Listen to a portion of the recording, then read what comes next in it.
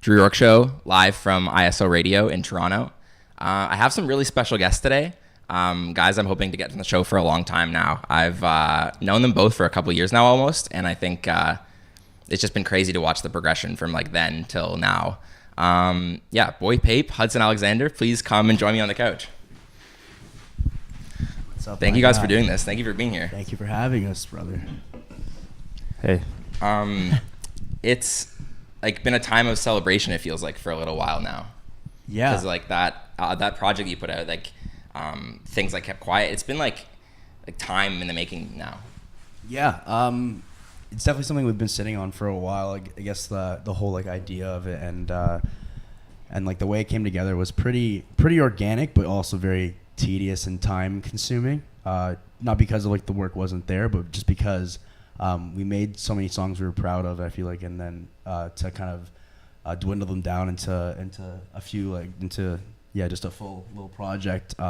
There's definitely some decision making to be done, but I'm really happy with the outcome of it for sure. I think he did a great job, and I think I did a good job, so I'm very happy about it.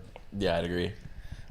It's funny, like the reception has been positive, like all the way, like from like friends, like just like playing like friends here, and then showing like your fans, fans that have been fans of like you from back when you were like Brick Grillins to like Brick to now, and fans of you from music that you've like had from time up to now.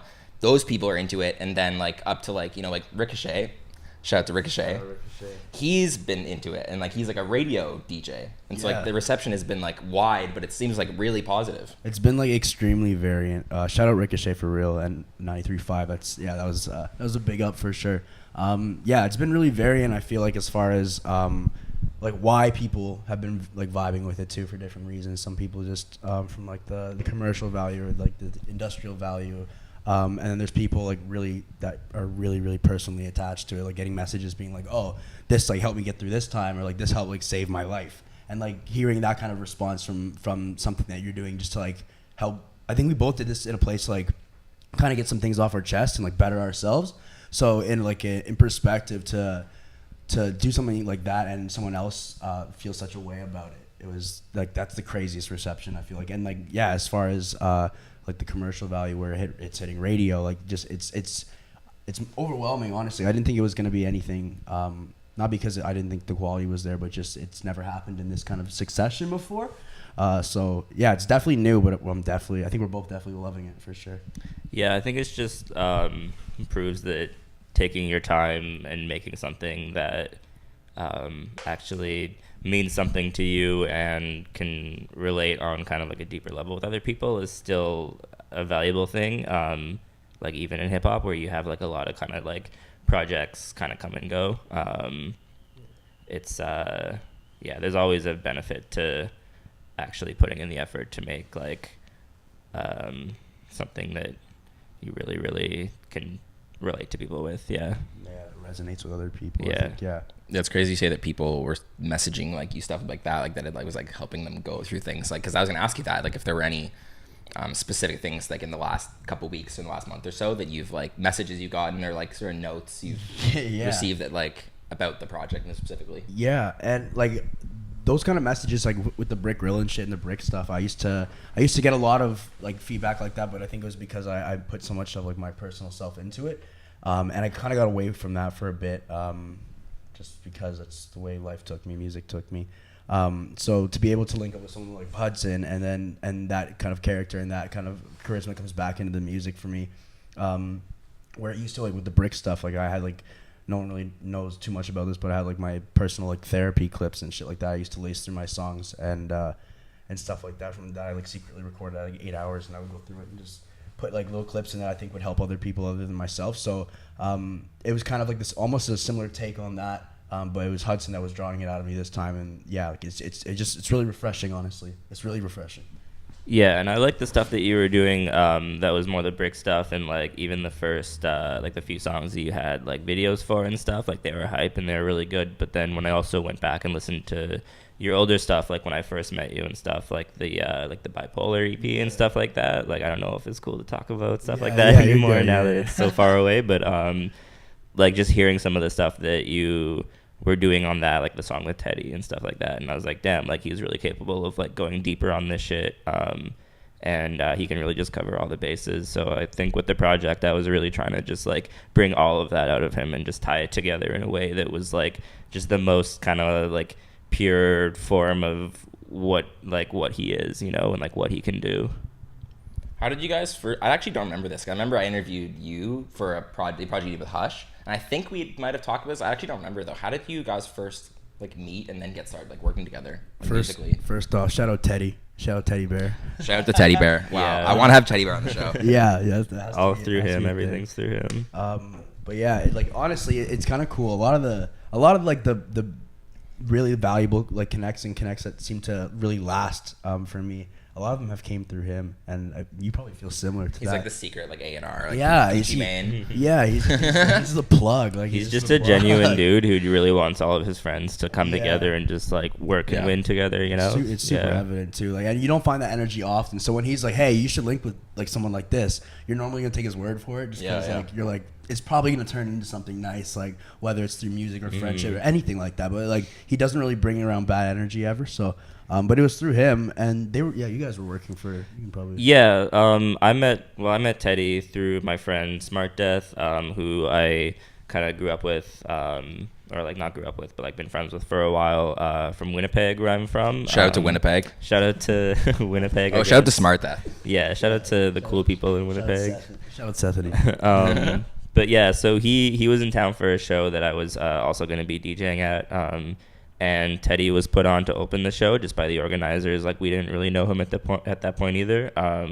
But we just ended up linking one day, and like we kind of like hung out, got coffee, and like walked around Queen Street and stuff, and just kind of like met each other and got to know each other and shit. And then played the show and like had a good time. And ended up just linking and working on some music and stuff, kind of around the same time as well.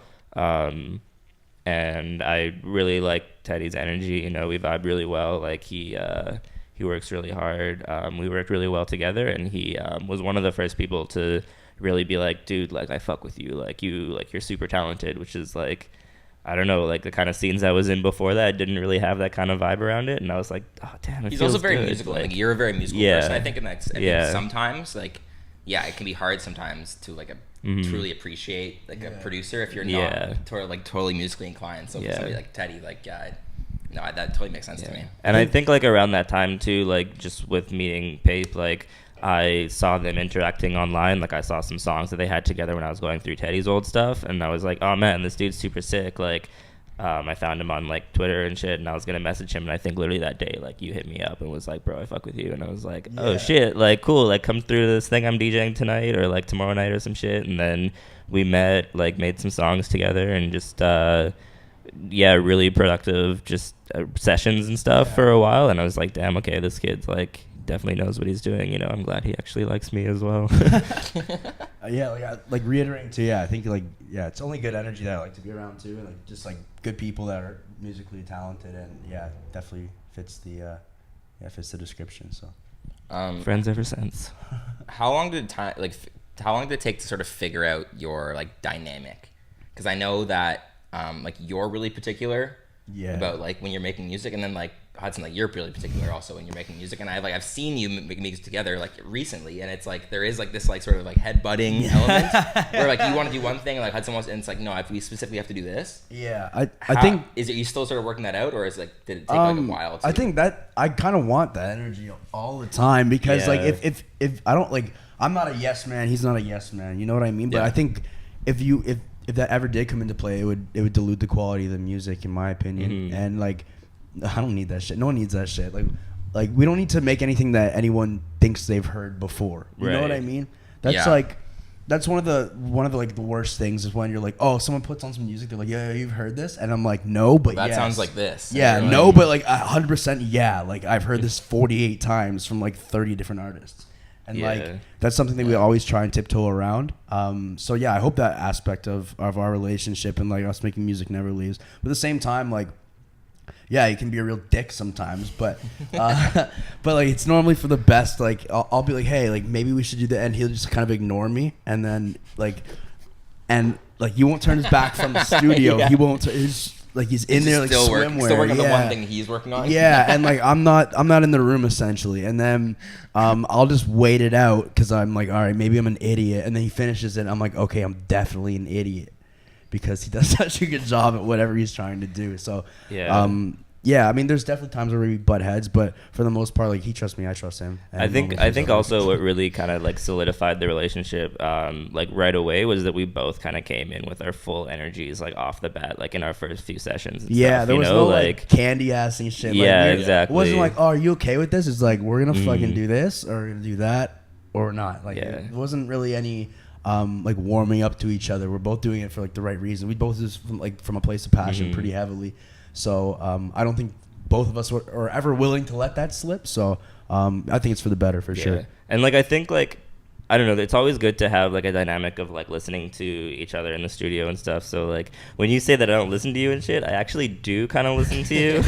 What you're saying, like, but the thing that I found like with working with a lot of artists and stuff, when you're like making stuff like directly with them, like making the beat and everything with them, is that you'll have a suggestion and I'll have to take that and incorporate it and make it me, but also make it something that's maybe not exactly what you said, but it has the same effect kind of, you know? So like that's the thing where it's like you have suggestions for like what I do, like I have suggestions for what you do, but I feel like we all kind of just like we both kind of mold each other's suggestions into what we're doing and kind of take it and put it in a way that like matches our vision but also satisfies both of us, you know, and just makes it better and makes it work. I think like artists are supposed to do that shit too, because that's why I love collaborating. Art is taking something like that inspires you and making and like finding a way to like show it through your own self and making it your own. So I think like that makes a lot of sense to me when he says that, because I've been around him so much. But like something I talked to Curtis about, shout out to Curtis Waters,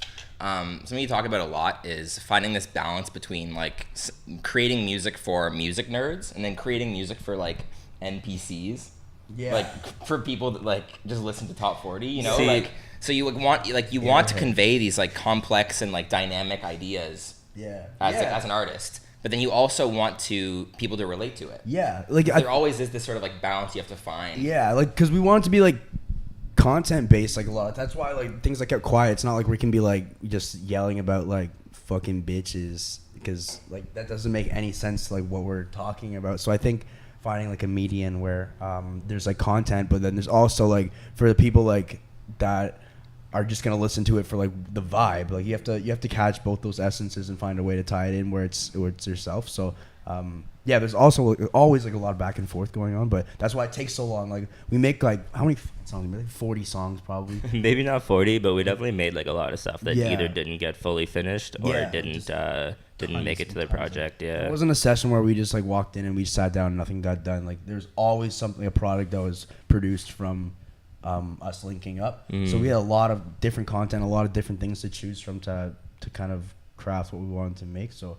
and kind of like based on what you were saying, like you definitely have a point where it's like different from making music, like making music for people who are like really going to be listening and like judging you, like other producers and other rappers and stuff, is way different than making music for just like a general public audience. But like I think the best approach is to just make music for yourself, you know? Like I make stuff that I want to listen to. I listen to stuff that I produce. I listen to my own music like more than almost anything else at this point, because I'm like genuinely making stuff that I want to hear that I haven't heard from other people before, really.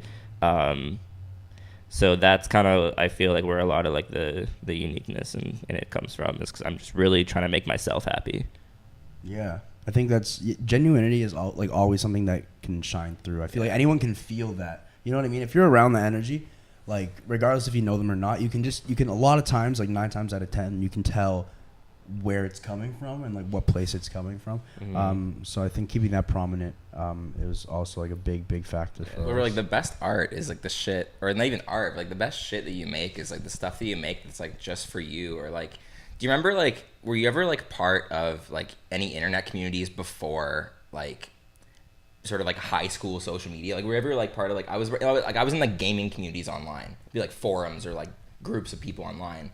I remember like making cool stuff for them, like cool Photoshop stuff or cool videos or whatever. But it wasn't for like clout. It was just for like me and then like my internet friends. It wasn't like real people. It was just like just making cool stuff. Yeah, like I feel like that was like the coolest. Like that's the most creative energies when you're making stuff that's like you just want to make cool for you. Yeah, and like, I think you're 100% on that, and yeah, like I can definitely remember being back and like just doing like weird internet shit like on MySpace and just like linking with different people doing weird ass shit that like literally had no meaning to like probably anyone else that was looking at it, like just dumb shit, but for some reason you get really invested in some weird stuff like that because it's you. Like I remember like making my MSN Messenger like account like, super fire. Like like the music we were playing was fire, and then like you have like these cool like fonts and cool like things. But like it wasn't really like for like it was for clout, it was for your friends, but it was also just so you wanted to look sick on that Messenger, you know? Yeah, like, I was very active on an unnamed Modest Mouse fan community for oh my god. When I was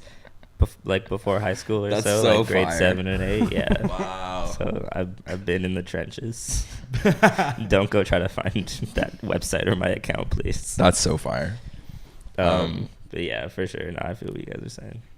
Is there that like back and forth and that like decision making process in making music? Is there a specific moment you remember from this project, or like a specific song that was like that was definitely part of the process of making it? Yeah. Lost was the first one we made for the project, and like I think that like that was the crazy. That's like one of the strongest songs on the project. It's one of my favorite songs I've ever made. Like probably my favorite song I've ever made. Yeah, if not like the strongest song on the project. Thank for you. Sure. Yeah, like I think that was kind of where everything started accumulating and like making a lot of sense for us because we were making a lot of songs. It's kind of funny. We're making a lot of deep songs together, but not talking about like to each other what the fuck they meant. So like, like we knew, like he knew some shit was going on, I knew some shit was going on, but like we didn't really talk about it. And then Lost was like out of a really bad situation. Like it was like one of my homies accidentally overdosed. This opiate crisis stuff is crazy, but so I was like distraught, and I hit up him because like regardless of whether he knew it or not, like he was my outlet at the time to like get things across because I felt comfortable talking about whatever I wanted to without being judged on it, kind of thing. And I could go there and talk about anything and like write anything and sing or scream whatever the fuck I wanted. So I would go there, and that was the first time he's like, "What's this about?" And then like I think I was breaking. Like, I started breaking down or some shit, but it was touching, man. But like he's gone through similar situations, and then when we started talking about things like that, that's kind of why it was like things like kept quiet. Was like we started talking about those things, and it started becoming more prominent in the music and more prominent in like our process in making it, and I think it both like took a lot of weight off our shoulders and it got a lot like off our chest, and then it just felt so like organic. It felt so good. And like relieving, refreshing, that I think it just became like our go-to process. And then we had enough songs like built up where we both knew what we were talking about, and like the ideas just it just like kind of made itself after a while once we opened up to each other, and like really I think that was like a time that we really started understanding each other from a personal level, as like already we had at a musical level, but I think that's like what really leveled everything. Because I'm a pretty quiet person and stuff. I'm not super like outgoing or friendly or anything, and like I definitely don't come to my friends with like any kind of problems I'm having like very often. So like I think a lot of the best relationships I have and like the most rewarding relationships I have are through people that I make music with, even if I don't like talk to them about anything. Like we're still sitting in the same room together. I'm still hearing and listening over and over and over again to like what they have to say on these songs and like what they're expressing in their art. And like we might not be having these personal conversations, but it's kind of like it's a way to dissipate it. It's like an unsaid kind of thing that like we really understand each other and like kind of what's going on. Different language. Stuff. Yeah, it's a completely different language. And then for Lost, like it was just one of those things where it came together on like a really really deep personal level for both of us, because like I had also lost a friend not as recently, but within the last like year or so from making that song. And it just like really like affected like both of us like pretty deeply, you know. Like I know like you were listening to it like over and over and over again after we made it, and I was like, damn, is this dude crying right now? Like, that's crazy. Like, not to fucking expose you or whatever, good. but I was No, like, I don't that was think like a so. moment, and I was like, okay, damn, the song's really special. And then like I was listening to it that night too, and I was like, shit, man, like Yeah. I think I know what this song is about now too, because like I'd heard about your friend and stuff as well, and I was kind of like, okay, like this is like another level of comfort that we have with each other now that we can really kind of just build on, and it becomes like a really close friendship just through communicating with each other with the music that we're making together. And it's the same thing with Hush. I think it's the same kind of thing with Teddy when I do music with him, you know. So I think it's like a really, really special thing when that happens. Yeah, I think it's almost like at this point it's like because of like the things we've talked about and gone through together and just like kind of dissipated and got off our chest, like we're friends, but like it's like we're like really, really, really good friends, and by chance every time we meet up we make music because of it. Like it almost feels like that now because like it's so organic, man. It's so easy to be around him. He's like one of my best homies, you know what I mean? So the music did that for us. So I think it's crazy. That's so cute. Thanks, dude. Thanks, man. I want to ask about, I know that you had like a really rare opportunity this year and last to tour with Francesco Yates and Justin Timberlake on that Man of the Woods tour. Yeah. I wonder if there's any sort of one, because I know it must have been fairly like overwhelming, like a sensory overwhelming experience. Like there's so much going on at once. It's fucking Is there sort of like one experience or one sort of lesson or one thing you're able to take away from watching? Because like Francesco is like, he's obviously like a superstar, you know, like watching him perform, but like Justin Timberlake is like on another level. Is there one sort of thing you were able to take away from that sort of still resonates now? There's like, that's an overwhelming question. There's a lot. Sorry. There's a lot that I learned in a small amount of time that like made me think extremely differently. What like just from the creative side, because I do this from a place of passion. We were talking about like seeing the industry side compared to like the creative side, and realizing like that you have to find a balance, and like how they balance it and like how serious it is. Like this tour, it was the dumbest thing. Like there was 26 buses of people for this tour, 18 buses of equipment.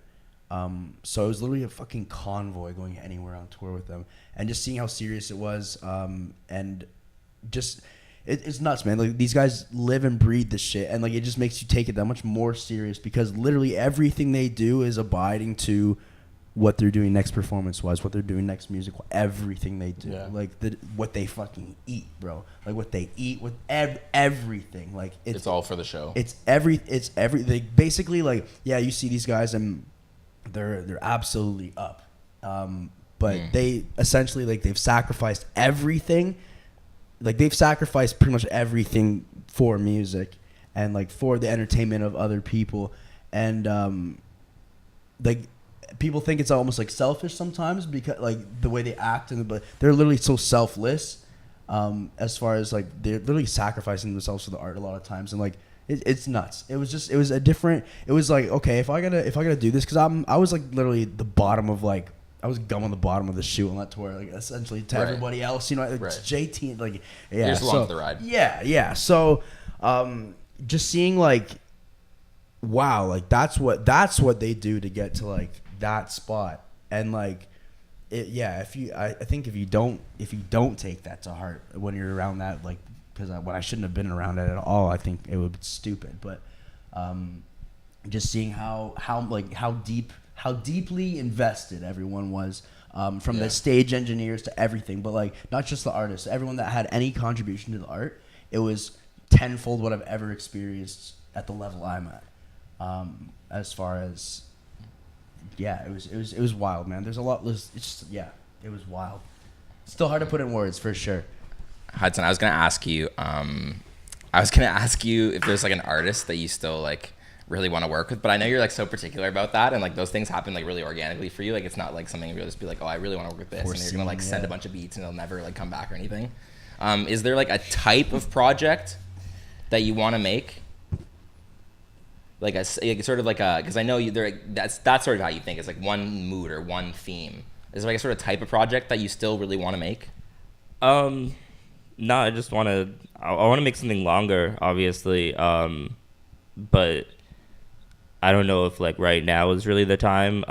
But yeah, like you're right. Like I don't really like send beats or like really like aspire too much to like work with anybody particular, just because like I'd rather make some stuff that's like important to me, like with my friends and stuff, and like not have any weird drama or anything or like business whatever involved at this point. But like I really just want to make something longer and something that just like hits more, you know, just strengthen like the ideas. Yeah, just make it better every time, you know. And like I think that I'm pretty confident in just what I've been doing now.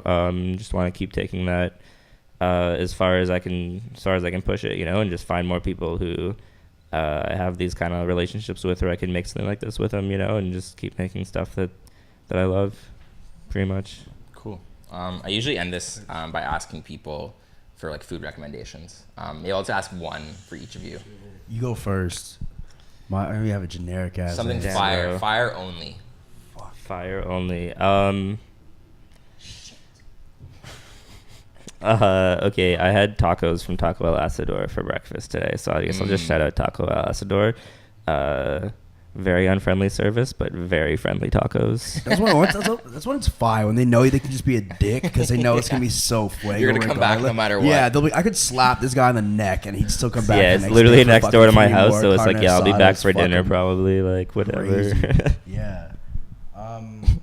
I've just been on like a Caribbean binge lately. Ziggy's jerk chicken shawarma wraps. Yeah. That's the move. Yeah. Ziggy's is on some crazy way. Yeah, Ziggy's, they do like jerk wavy boys over there. Shit. Yeah. They just do their own thing, man. Yeah, they don't Put it in a Dylan Ponders put me on There's Ziggy's. no fucking laws at Ziggy's. Are you kidding me? They do what they want. It's crazy. But yeah, that jerk. You actually. He didn't say that one because if you wanted to again, because he showed me that, so it's not even my idea, but that's my idea. So you get an extra one, I guess. Yeah, no, that's my idea. Any good spots in Aurora, bro? I don't live there no more. I live on Lake Simcoe in Buffalo, Egypt, bro. I'm not near anything anymore. Shout out to Lake Simcoe. No, don't. It just fucking sucks up there. Okay. All right. Thank you guys for doing this. I really appreciate you. Appreciate you, man. Thank you, brother. This has been the Drew Yorke Show. Thank you for watching. Until next time. That's it. That was fire. Thank you. Was it good? Yeah, that was sick. No, that was sick. I feel like